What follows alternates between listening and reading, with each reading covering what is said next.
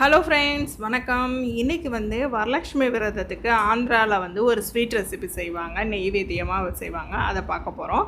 ஒரு கடாயில் 1.5 கப் அளவுக்கு தண்ணி சேர்த்துக்குங்க. தண்ணி நல்லா கொதிக்கணும்.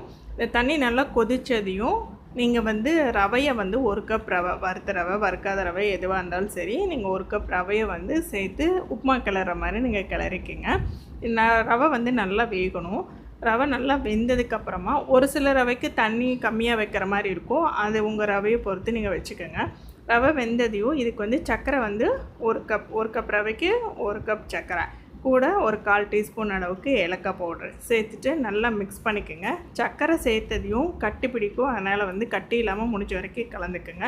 அப்படியே கட்டி பிடிச்சாலும் பரவாயில்ல. இந்த கடைசியில் நம்ம இன்னொரு ஸ்டெப் செய்ய போகிறோம், அதில் சரி பண்ணிக்கலாம். இப்போ நல்லா இந்த ரவை சர்க்கரை இதெல்லாம் சேர்ந்து கலந்ததையும் இதை ஆற விட்டுருங்க.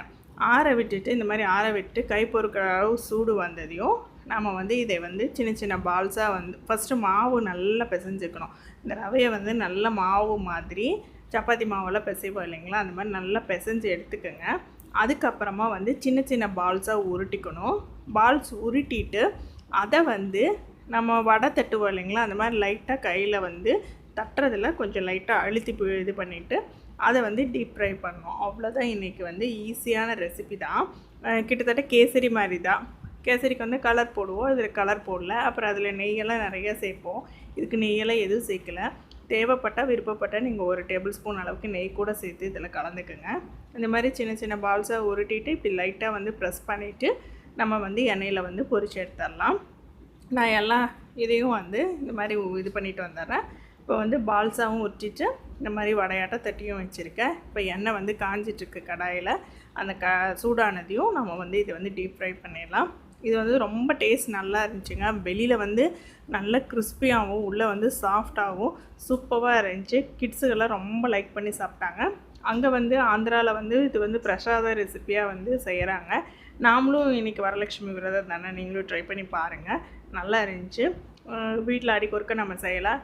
இதை வச்சு இன்னொரு ஐடியா கூட எனக்கு கிடச்சிது. கேசரி மிச்சமான கூட இந்த மாதிரி நல்லா போட்டு பிசைஞ்சிட்டு நம்ம சுட்டு எடுத்துக்கலாம். ஏன்னா டேஸ்ட் ரொம்ப சூப்பராக இருந்துச்சு. ட்ரை பண்ணி பாருங்கள். பார்த்துட்டு எப்படி வந்ததுன்னு மறக்காமல் கமெண்ட் பண்ணுங்கள். நம்ம சேனலை இது வரைக்கும் சப்ஸ்கிரைப் பண்ணலைன்னா கண்டிப்பாக சப்ஸ்கிரைப் பண்ணிக்கோங்க. கூடவே மறக்காமல் பெல் ஐக்கானையும் ப்ரெஸ் பண்ணிக்கோங்க. அப்போ தான் போடக்கூடிய வீடியோஸோட நோட்டிஃபிகேஷன் உங்களுக்கு உடனுக்குடன் வரும். நம்ம சேனலை தொடர்ந்து பார்த்துட்டே இருங்க. இன்னும் நிறைய புது புது ரெசிபிஸ் நம்மளுக்கு வந்துகிட்டே இருக்குது. மறக்காமல் நம்ம சேனலை சப்ஸ்கிரைப் பண்ணுங்கள், லைக் பண்ணுங்கள், ஷேர் பண்ணுங்கள், என்ஜாய் பண்ணுங்கள்.